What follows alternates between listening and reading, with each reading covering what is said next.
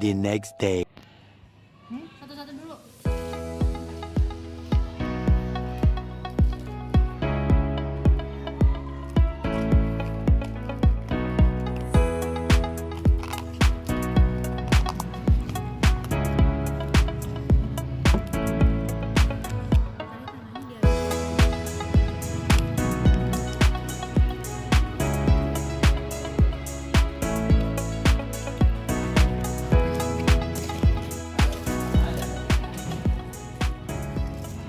Dan lu ngapain deh?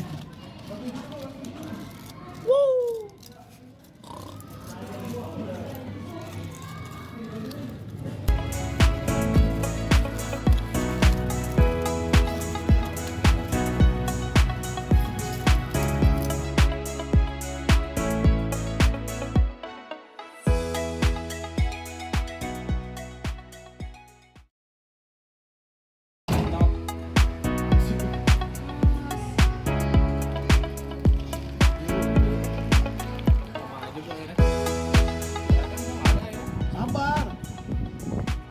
Akan dikit-dikit. Makan kalau ini lagi ada.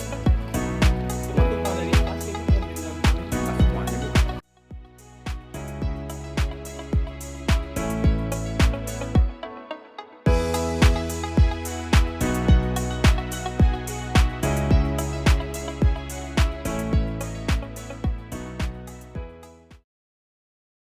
Tenaga pembentuk bumi dari erosi itu termasuk tenaga eksogen karena dia dapat merusak atau mengubah bentuk bentang alam tersebut dari awal dari hasil pengikisan si aliran air tersebut yang mengangkut partikel-partikel tanah.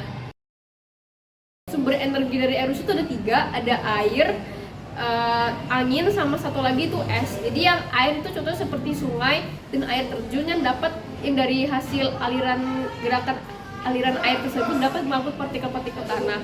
Yang kedua itu ada angin, dia hanya terjadi pada tempat yang kering, contohnya seperti gurun yang dapat mengangkut partikel pasir yang menghasilkan namanya itu korasi.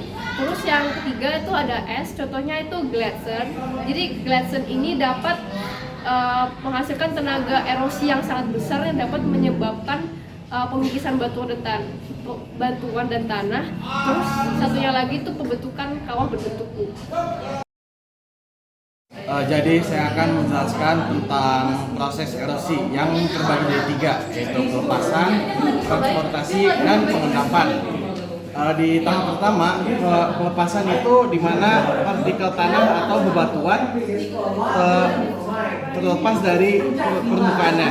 Kedua, lanjut ke transportasi, di mana partikel yang sudah lepas dibawa oleh angin, air atau es. Dan terakhir, pengendapan, di mana partikel-partikel tersebut sampai ke tempat lain. Jenis erosi itu ada 4. Yang pertama tuh ada erosi air yang terjadi karena ada sungai sama air hujan, dan kedua itu ada erosi korasi yang terjadi karena adanya angin, dan ketiga itu ada erosi abrasi yang terjadi karena adanya arus laut, dan abrasi ini juga sering terjadi di pantai, dan yang terakhir itu ada erosi eksarasi yang terjadi karena adanya. Erosi itu dapat menyebabkan kerusakan tanah. Erosi dapat menyebabkan kerusakan tanah subur sama mengurangi produktivitas pertanian, dan itu juga bisa menyebabkan sedimentasi yang dapat mengurangkan berkualitasnya tanah, yang itu bisa meningkatkan risiko banjir sama tanah longsor, dan itu juga dapat merusak habitat dan mengganggu kehidupan hewan-hewan yang tinggal di area tersebut. Terjadi itu tanah yang paling kotor itu yang tanah doang, sedangkan yang kita menggunakan yaitu rumput kering, tanaman berakar, sama tanah biasa, malah tanaman berakar yang paling kotor. Nah itu dikarenakan ya tanahnya terlalu basah untuk eksperimen ini.